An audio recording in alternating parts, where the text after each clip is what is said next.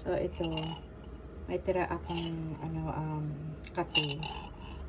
So, ang gagawin ko dito, lalagyan ko lang siya ng tubig. Tapos, pangdilig ko sa aking halaman. So, ito. Ayan. So, ito. Ayan. Kasi alam nyo guys, ang kape kasi maganda.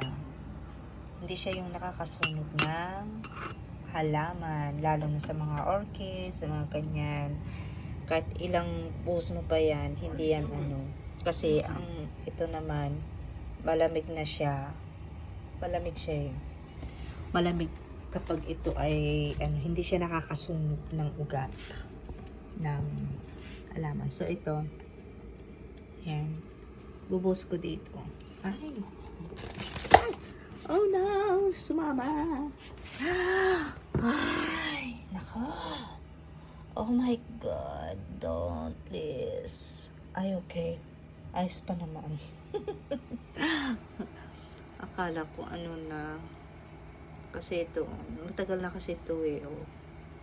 Ayan, umusbong ulit. So, marami akong fertilizer to.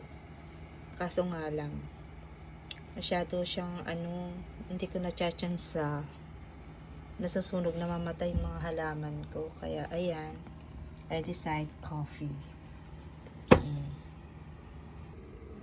So, ito, bubuhusan natin. Oops, ay, mali. Hindi, So, ganito ako kapag may tira akong kape talaga, ito binubuhos ko sa halaman ko, sa mga orchids.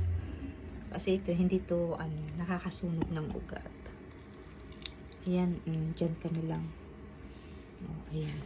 So, alam nyo ba, ito matagal na kasi sa akin to. Mga ilang buwan na rin to sa akin. Pero yung flower niya, nandun pa rin. Oh, tignan nyo. Ito, kumalas na yung iba. Pero ito, dati wala yan. Ngayon, sumibol ulit. Sumibol siya ulit. Yan. Pero na naman siya. Oh, ayan. Oh. Ayan. Ganyan. Kapag may tira kayong kape, ganun ang gawin ninyo. Kasi, hindi yun matapang sa ugat. Lalong gustong gusto niya kasi nga, malamig. Nutrition pa, good acid pa. Ayan, ito naman kape. Ang ganda, diba? Ayan. Sige, thank you.